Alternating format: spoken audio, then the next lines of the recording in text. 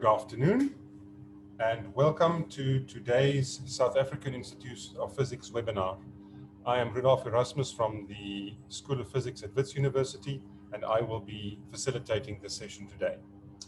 The webinar is being recorded, and the recording will be made available via the South African Institute of Physics Facebook page shortly after the conclusion of the webinar. These webinars that we run on Fridays are meant to communicate to the wider physics community on a range of topics. And today's webinar involves the fast neutron beams at the NRF-iThemba Labs facility in South Africa. The speaker is Dr. Piane Maleka. He is a research scientist based at the National Research Foundation facility, iThemba Labs in Cape Town. His main activities are currently centered on the development of accelerator-based neutron sources and their prospects for the future of neutron science. He is coordinating the development of the neutron beam vault at iThemba Labs in collaboration with the National Metrology Institute of South Africa, the Physics Department at the University of Cape Town, PTB in Germany, ARSN in France, and the NFPL in the UK. In addition, iThemba Labs and Nexa participate within the Brightness Consortium, an integrated program in support of long-term sustainability of the European spallation source, its community, and the network of neutron sources in Europe and beyond. Dr. Maleka's research interests are still in the field of applied nuclear science. He has co-supervised a number of postgraduate students from various universities in South Africa and other African countries on projects related to applied nuclear science. So I welcome Dr. Maleka, and please ask him to present his webinar on fast neutron beams at the NRF-iThemba Labs facility in South Africa. Thank you. I will stop sharing and then you can start your presentation, please. Okay. Thanks, Rudolf. Let me start sharing as well and see if we have everything else. Okay. Thank you. Thanks, Rudolf, for the warm welcome, and thanks to all participants. It's an honor for me to be here. Let me know if you can't hear me, because I can't hear myself probably. If there's anything wrong, Rudolf can just interrupt and let me know that things are not working out. But the idea is just to share what we have here down in the Cape as part of our ongoing development and research activities at iThemba Labs. So today we'll be talking about our fast neutron beam facility that we have, and then we'll see what the facility looks like. So the outline, so I'll just give you a brief introduction about the whole facility, iThemba Labs as a whole, and then share the list of some of the high energy neutrons that are mainly comparable to our facility. And then we'll add basically as well our facility at iThemba Labs, what are the strong points and the weak points as we go along, and then the activities that has happened over the years up to now. And then who is iThemba Labs? So this is the facility of the National Research Foundation. So we are basically within the Department of Science and Innovation, but the facility itself, we call it the South African Laboratories for Accelerator-Based Sciences. So basically we have a multiple type of accelerator instruments that are available for various research. So anyone else who has interest in that kind of science or using this type of particle accelerators is welcome to talk to us, and then we see how we can assist them. So our mission, as stated from, even if you visit our website, there's also more information about the facility itself.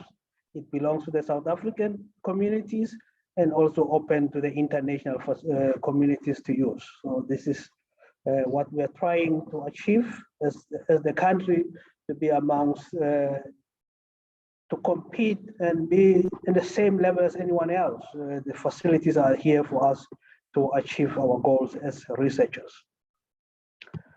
So this is just a picture of the facilities of some of the instruments that we have. So the K200 separated sector cyclotron. This is the main engine. So this is the biggest accelerator we have on site. It's housed in this building here. I'm currently sitting somewhere here if you are wondering where I am. And then we have this K3 tandem that is used by the material research, mainly for ion beam analysis, and for future will be open for other research. So in our Gauteng facility as well, you have the 6 MeV tandem that will be used for atomic mass spectroscopy. So on site as well, here at NRF-iThemba, we also have the K11 cyclotron. So this is mainly for isotope production of the fluorine-80 that we supply for the local hospitals. And then the new addition that is currently being installed is the C70 cyclotron, C70 cyclotron that is gonna be added to the fleet. So this is good news for the scientists, because now we'll have an extra motivation for science, and then we have enough time or enough allocation from the main as when all the isotope production will be conducted in using the new cyclotron that is being installed. So some of the research will still be used using the main cyclotron that is always there. So this is a schematic that you see. Okay, this will be the newer complex that is currently installed. But what we are talking about today, this is the facility that is based on this site using the K200 separated sector cyclotron.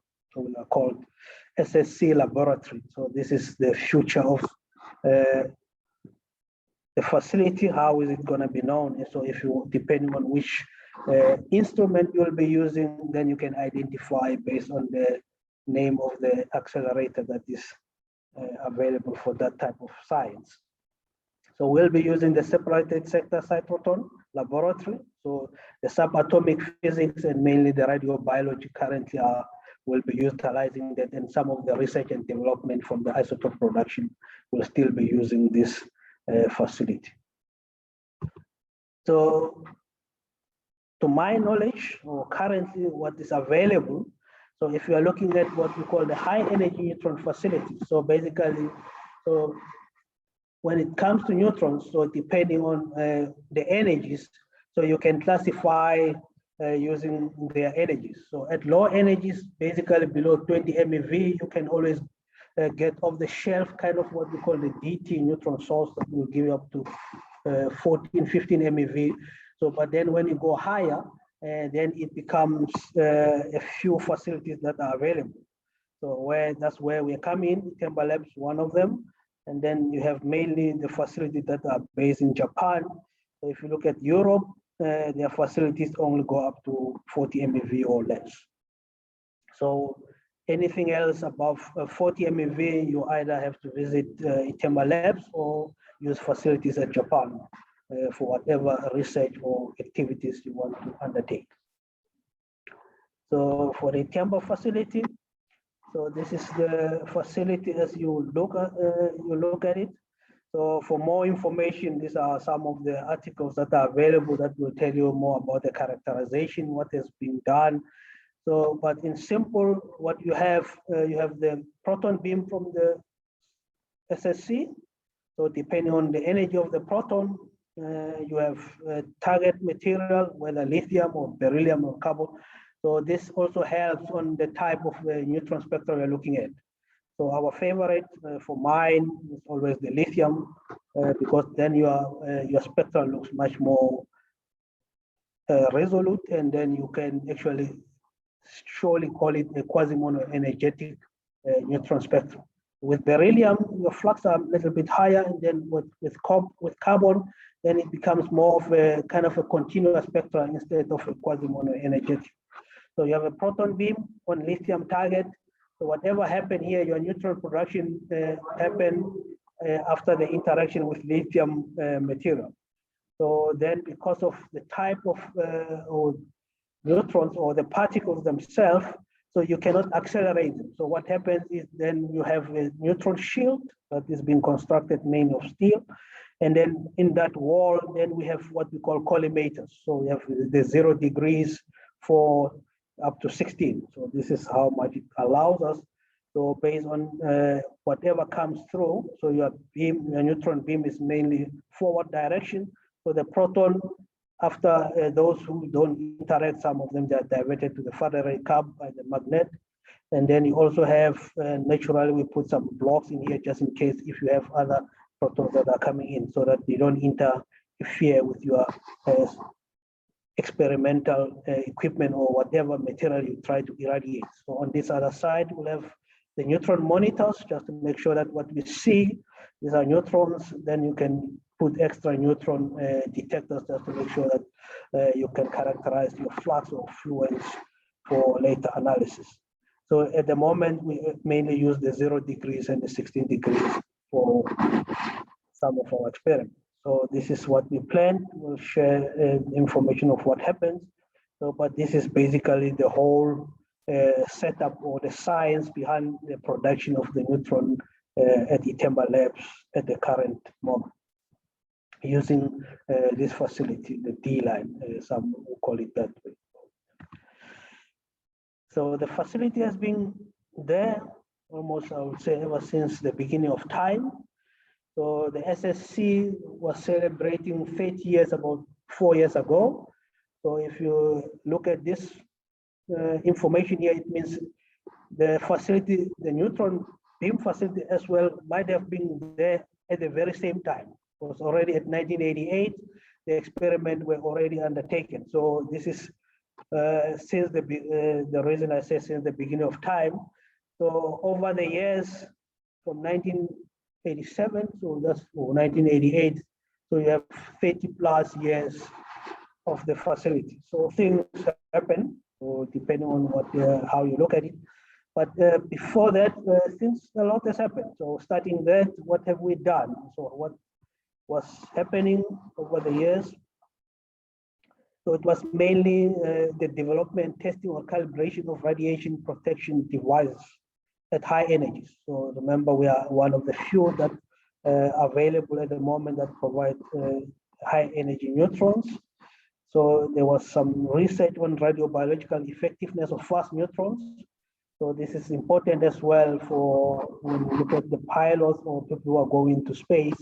So if you want to give them the dosimeters, how they're going to respond to the neutrons that are available in the outer space. So you have neutron shield test experiments for high energy accelerator facilities.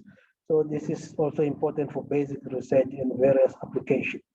So the neutron induced cross-section for various applications, this is one of my interests at the moment. So I'll just share more information on that one in the later stage. So this is just the information I was just sharing about the background. So if you look at the cosmic ray proton, proton does interact in outer space. So this is actually what happens. So your neutrons will always be there with various particles. So for flights, the pilots were always on deck. The question is how much radiation are they exposed to whatever's happening on the outside beyond their control? Because mainly your pilots are not considered as radiation workers. So the question was, are they supposed to be considered as such, the same way as I'm being classified myself? So these are some of the neutron spectrum that was measured at almost at this altitude, about 20 kilometers above. So the interesting part was you always have this neutron peak at around 100 MeV, so which is important. If it was lower energy, that would have been something else. Then you don't have to be worried. But then if you have all these neutrons, this neutron spectrum at 100 MeV, it means they should be, for radiation protection, something has to be done to make sure that they are not causing more damage to either to human beings and even to electronics per se. So this is some of the interest that as ITHEMBA Labs facility, we are interested in making sure that the instruments that are being used as, for radiation protection are well characterized and they can respond accordingly when they are in this area or in this field of radiation. So these are some of the articles that indicated that there is a possibility of 100 MeV neutrons up in the sky that are available that we should be aware of. So as part of our activities, so we have hosted a number of institutions or facilities. This is part of what we call the EURADOS. This is a European Radiation Dosimetry collaboration, which ITHEMBA Labs is actively involved. But then you have all these facilities that mainly some of them, they are what we call the metrology facilities. They want to calibrate their detectors, whether it's their TLDs or neutron personal dosimeters. So, but then they have no facilities that are available. So that's where we come in. They could have gone to Japan or us. So that is always a good contribution from our side to science, to the community at large, as we see it. So this is some of the interesting part that happened. More interesting as well, as I mentioned, when you look at the pilots. So this is some of the equipment. This is what we call the tissue equivalent proportional counter that was calibrated here on site. So this was this box or this suitcase. They say it's permanently installed on Lufthansa Airlines. So this was part of the project that UCT and PDP was involved in collaboration with the German Eurospace Center. So this is one contribution. We also had, okay, this is another one. So this is also some of the TLDs that are used by astronauts when they are on space. So as part of calibration and preparation, what they did, you have some of the TLDs that needs to be calibrated. So they send them to us for various reasons. So you have those ones that, how will they respond to high energy neutrons? They were calibrated. And then after that, they are placed in what we call this, the matroshka. Apparently it's just a phantom, a human-like phantom, so that they send it to space and then they monitor the amount of radiation that it's exposed to. And then based on that, they can plan future space, what we call this thing, equipment or whatever suits based on the information that they receive from the response of these TLDs and other electronics that they use to measure the amount of radiation that the astronauts are exposed to when they are on space. Then the radiation assessment detector as well was calibrated on site, so we're more on space. So this is, I think, it has been to Mars, is continuously being monitored as we speak, or I don't know if it's back yet, but this is some of the activities that has happened over the years. But then if you look at all these activities, then the importance of the facility and the maintenance and the quality of what we can share with the rest of the world becomes more and more critical. So that's why the ITHEMBA Labs management thought maybe based on what we have, something else needs to be done and look at how it has been performing over the years, if there are things that can be done to improve the facility.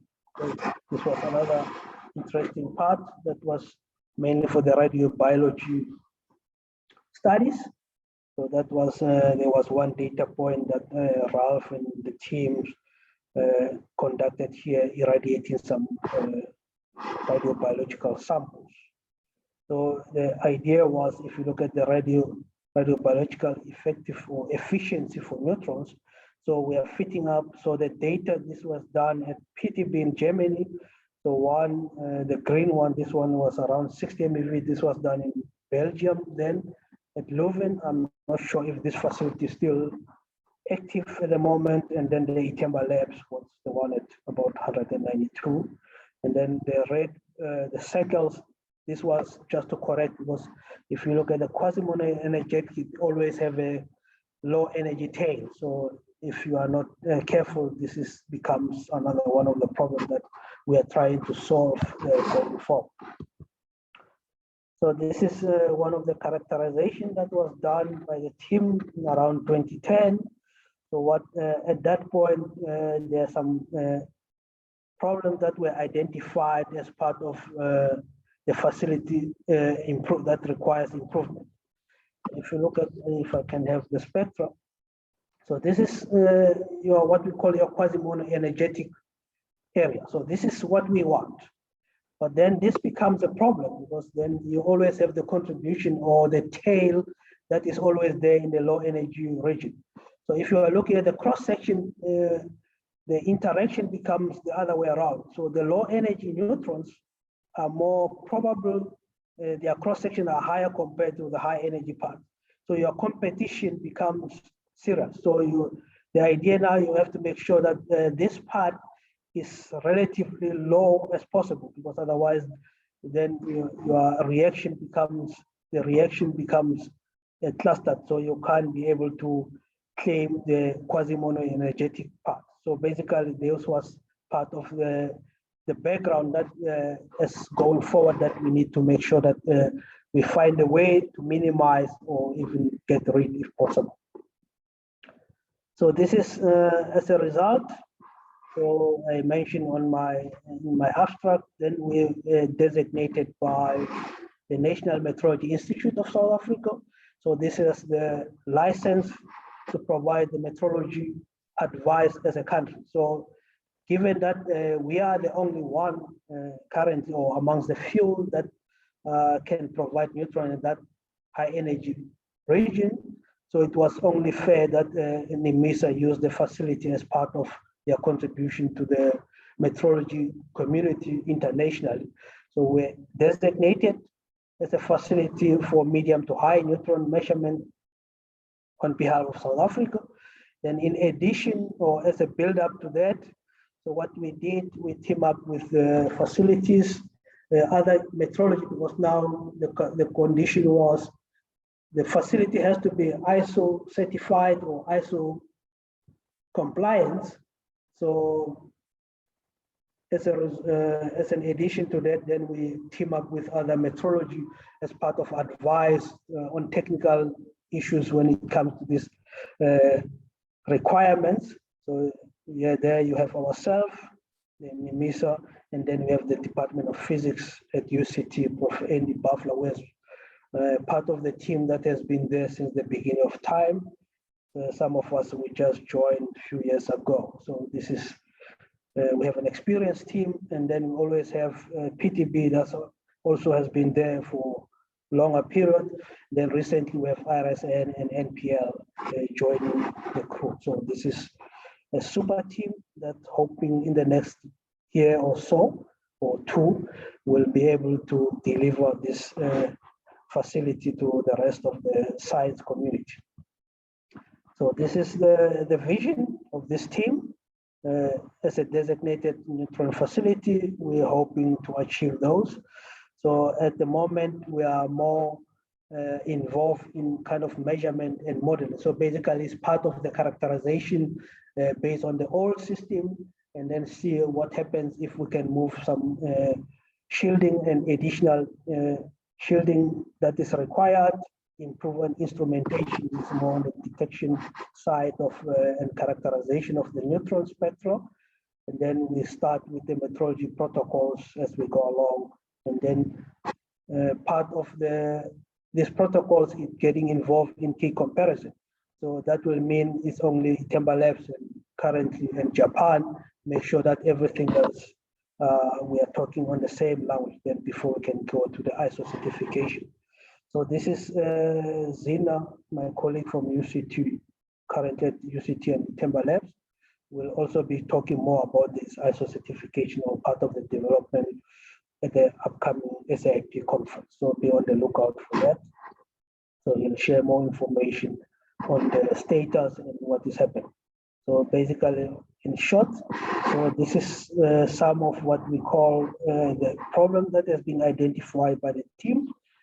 So you have what we call inhomogeneous beam profile. So you want your neutron spectral profile to be uniform. So at the moment, it seems like you are more like might be hitting the side, because you are only you're monitoring your neutron from this side.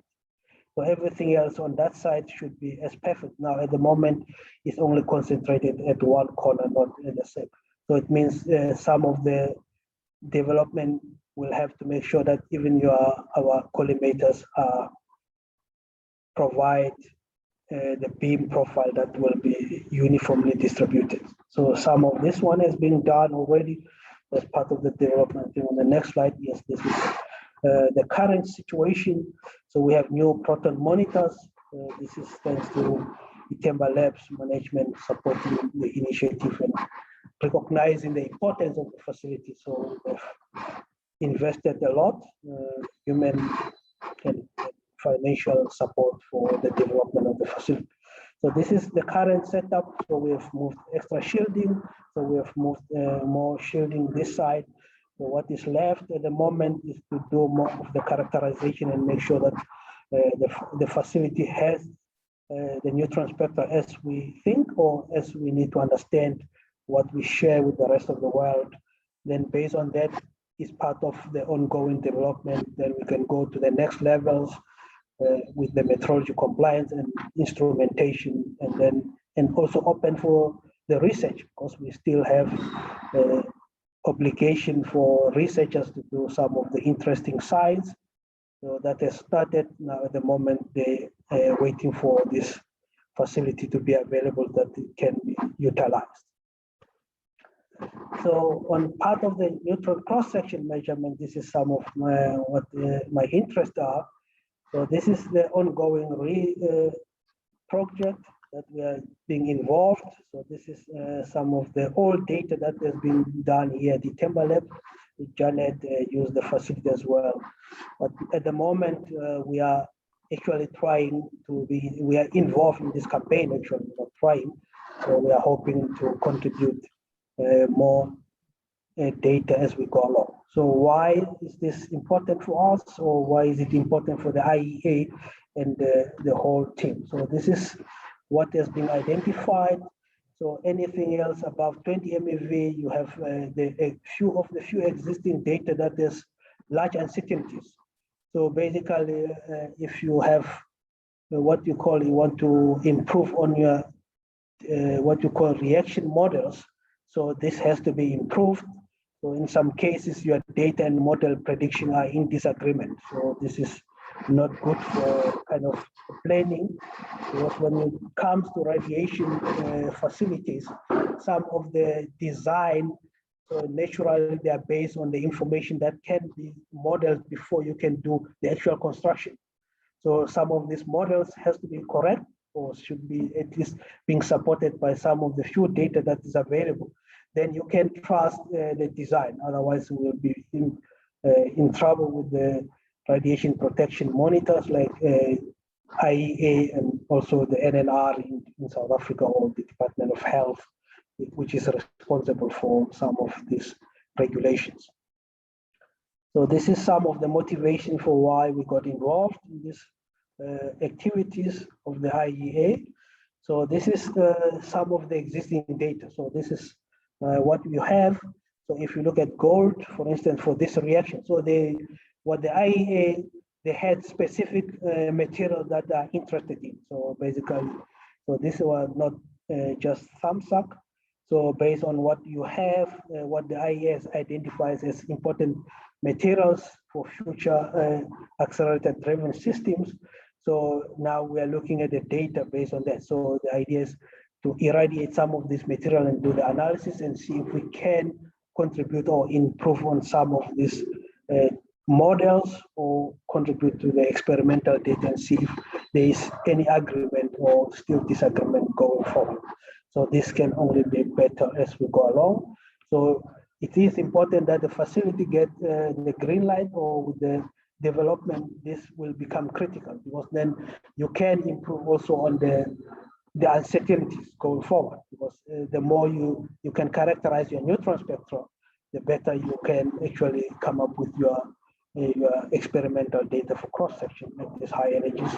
These are some of the materials with the cobalt. And then I think the next one, we have the interesting one, the bismuth as well. So this is the material that we are looking at as part of our ongoing activities here at IthemBa Labs currently.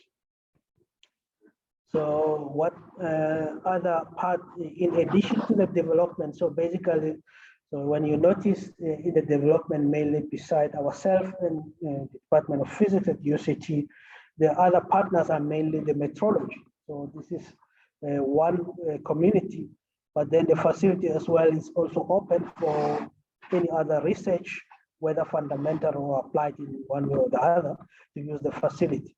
So now, based on what we had, so we hosted a workshop about 2 years ago, what we call the Neutron for the next decade and beyond.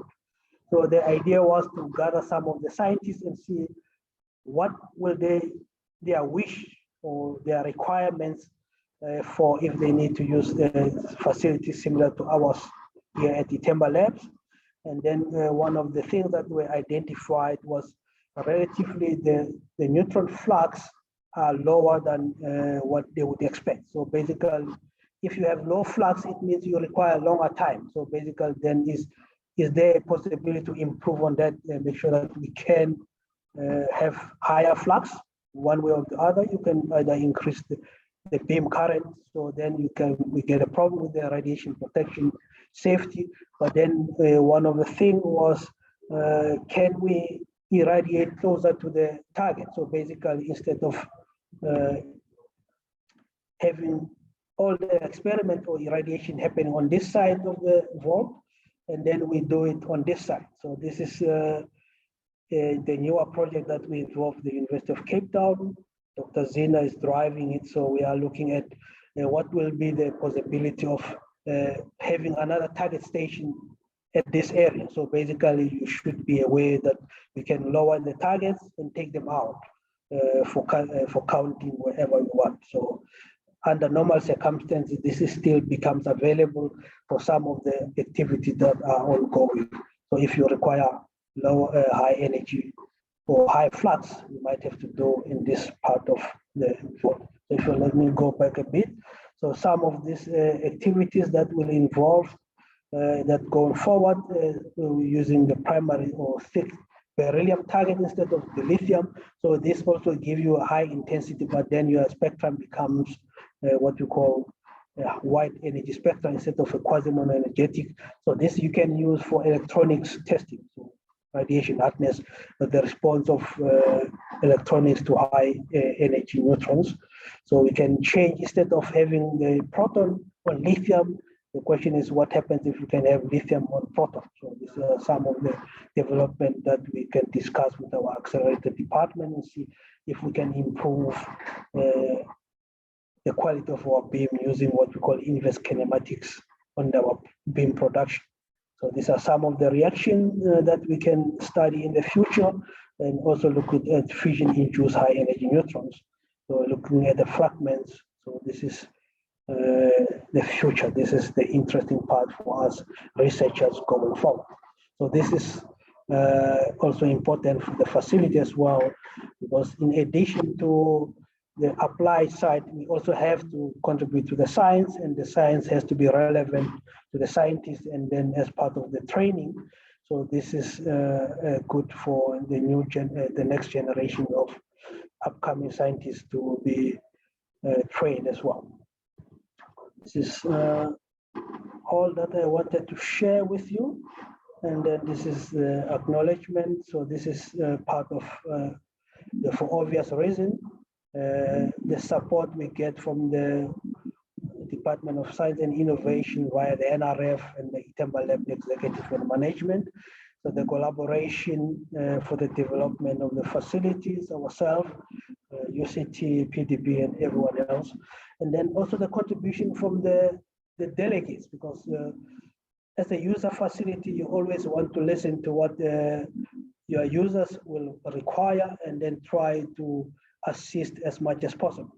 So the facility is mainly as a national facility, is open for everyone else to use, collaborate, and utilize.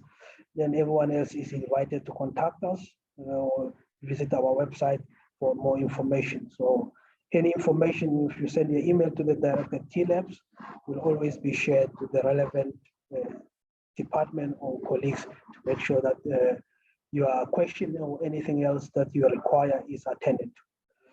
So this is all. So this is the future. I couldn't go without that one. So IthemBa Labs, currently we are involved.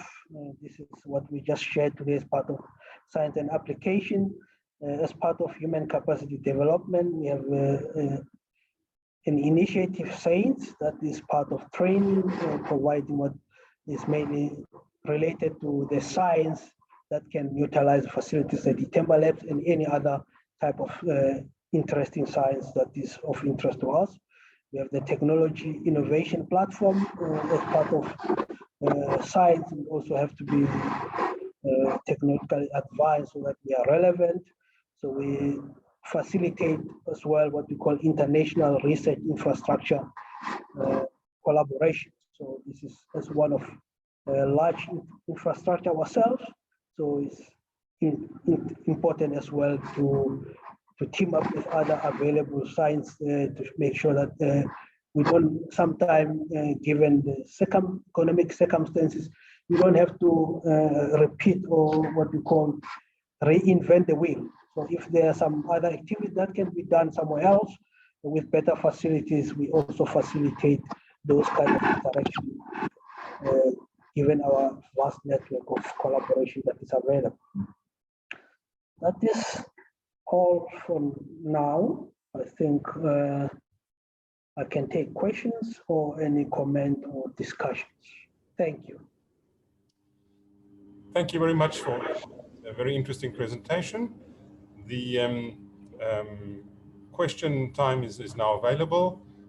Participants can either raise their hand or they can type a question in the Q&A box or in the chat box, whichever is available to them. So, okay, thank you. Can I stop sharing, Rudolf, or should I just leave it like that? I think maybe leave like that in case people refer to particular slides if they've got questions, and then you can those. Okay, thanks. Right, is in the question and answer. Okay, there's a question. What is the maximum neutron flux at your existing experimental station? At the moment, we are about 10 to the 4 neutrons per second per square centimeter. I think if I just relatively lower compared to others, but yes. So this is just we are at about 10 to the 4. The modeling, if we're looking at, so basically, if we move to the other side, we might be 1,000 to maybe, I don't know, about 1,000 extra. So we might go to 10 to the 6, 10 to the 7, closer to the target. But at the moment, for where we are doing about 5 meters, we are about 10 to the 4 neutrons per second per square centimeter. Thank you. And is that energy dependent? Yes, mainly up to, I think, about up to 100. So, but even if we go between 100 and 200, we still might be about 10 to the 3. So it's not that much different. So relatively, we're still in the same ballpark figure. So 10 to the 4 is the safe option. Okay. So from the energy range from 30 to 200, we are average 10 to the 4. I understand. Thank you. Right. I'm just checking to see if there are any raised hands. Yes, there's a raised hand. Let me just say allowed to talk. Right, you can unmute. Adivau. Good afternoon, Dr. Maleka. So I just have one question. I saw you showing a plane, and then you were showing that at the altitudes at which planes travel at, you were showing that there are neutrons of very high energy. So my question is, what's the purpose of doing those measurements? Is it to advise maybe plane manufacturers to say they should use different kind of materials which are good at shielding neutrons? So what is the purpose really? Okay. Well, you almost answered it, but that is also important. So maybe advising the plane manufacturer. But as a first concern now, it's always the issue of pilots. So they are always on flight. So now the question was, you and I are being considered as radiation workers. So it means we are always wearing radiation badges that are being monitored. Now the question was, should the pilot as well fall in the same category as us? So basically monitor their radiation.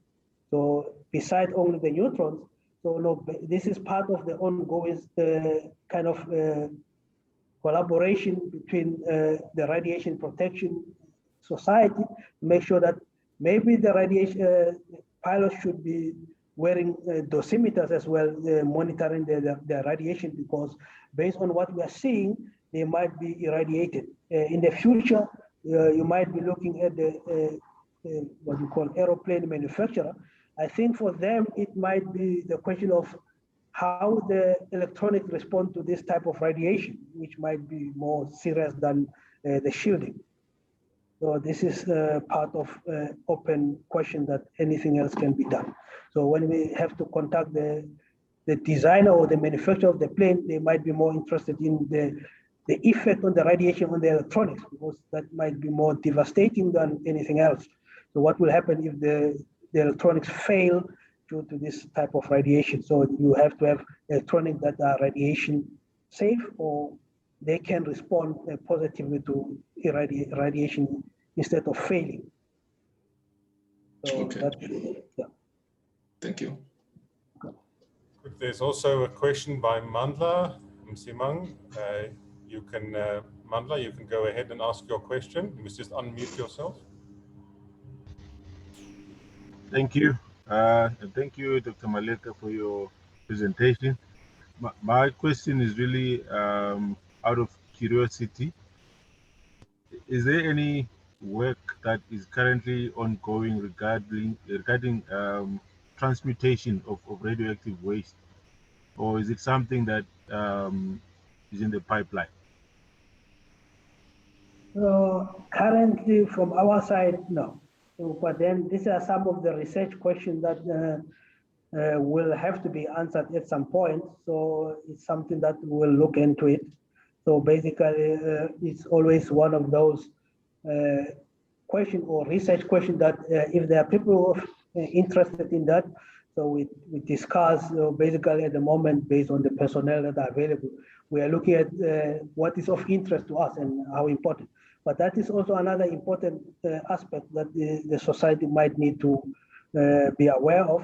So this is something that we can explore, and then we are always open for research questions that are available that are of interest that they can use neutrons. So definitely that is something interesting to think of for the future. Thank you. There was a follow-on question from the first one regarding neutron flux. There is the question of, is it possible to do long time irradiations on a small sample to get a total fluence in the order of 10 to the 10 per square centimeter? That is possible. Now the question is, for how long? I always, there was this data that when we were talking to my colleague from the radiation biology, so when they said they want to irradiate some of the, what we call the tissues or for radiation biology, their response, they said based on the fluence or that are currently available, for them to do what we call the high dose, we might have to do something like 8 days of continuous irradiation, which is something else compared. Is possible, but then it becomes kind of logistic problem, because then if you have to irradiate for 8 continuous days, then it becomes the beam might not be stable for all that long. So the idea is there a way we can try to shorten the time and still achieve the same goal? So one of the things was if we can move to the other side of the experimental shield and closer to the target, if that will improve and also buy us in time. So instead of 8 days, maybe do it in 1 or 2 days. That is still available. But at the moment, most of our experiments have been taken. We have continuous beam for 2 to 3 days. That has been always like that. So the question is, for longer time, is it viable or not? It might be, because you are looking at instrument that is, things can trip, so you always want to minimize the amount of time that is available for your beam. So otherwise, it's possible to continuously irradiate if the accelerator department or the executive allows us that long. I understand that there's in experimental work always the balance between what you want to do and what you can practically do. Yes. Thank you. Any further questions or comments?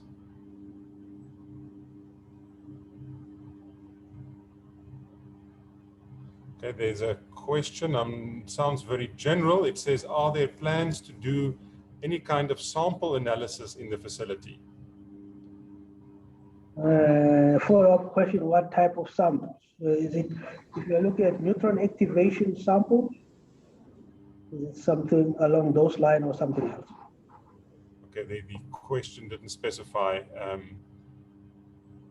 Naturally, what we do is like colleagues at UCT, they might just want to test, for instance, for radiation shielding. We can sometimes irradiate some of the concrete blocks and see how they respond to high energy neutrons. This is something that is possible, that has been done before. And then for the cross section, normally we irradiate some foils. This is some of the things. So it is possible to irradiate materials. So depending on the type of materials, like I said, my colleague from the radiation biology, they might be interested in irradiating some of the cells, but based on the flux, they might be relatively low for their liking. But then if they want to do it on the other side, where it's closer, that is in the future, that the possibility that we are trying to accommodate them as well. Thank you. Right, let us, okay, there's a question. Are there arrangements to collaborate with the planned MPR at NEXA? That is always open. So basically with the MPR, with NEXA, we are involved in the brightness. But mainly when you look at the MPR, it's looking at the very low energy part of the science. So what we call the cold to thermal neutron activities, which is, then you say the two facilities will be complementary. The reactor at NEXA, or still even currently you have the Safari that also provides with the cold neutrons and the low energy part. So while we are actually in the high part, so basically, depending on the science that you will be interested in, if you're looking at low energy neutrons, so the facility at NEXA will be more viable. And then if you're looking at the high energy part, then you come down to the Cape, and then you enjoy the coast while getting experiment using fast neutrons. So the MPR will be more important as well for the other type of research available, but then it will provide with low energy neutrons compared to what we were providing. So in addition to us, so if you include MPR and us, so basically it's like you are covering from thermal up to 200 MeV if we were to partner. Thank you very much for that reply. Any other questions? I think there's no hands that have been raised. No further. Okay. Right. I see that looks like all the questions that are coming in for the moment. I'm sure if people have questions, they are welcome to contact you after the webinar and explore further possibilities and opportunities for collaboration and making use of these fairly comprehensive facilities that are available. Yes. Yeah, everyone is welcome direct at T-Labs, or you visit our website. So there's always someone to assist from the office of the directorate. They'll share the information with the right people, and then we'll get back to you. It's easy. Thank you. So it remains for me to once again thank Dr. Maleka for his very excellent presentation. Thank you for the time taken to prepare the slides and for giving the presentation. I would also like to thank all the people at the SAIP office who are the behind the scenes organizers and make sure everything runs smoothly. And I then want to also thank all the participants for attending and making the time to listen and perhaps ask a few questions. And just next week's SAIP webinar will be discussions on the thermodynamics of climate modeling, which should be fairly interesting with some insights in the mathematics and computations that are necessary to make the climate models that a lot of forecasts depend on work. So thank you very much once again. Have a good afternoon and have a good weekend. Goodbye. Thank you.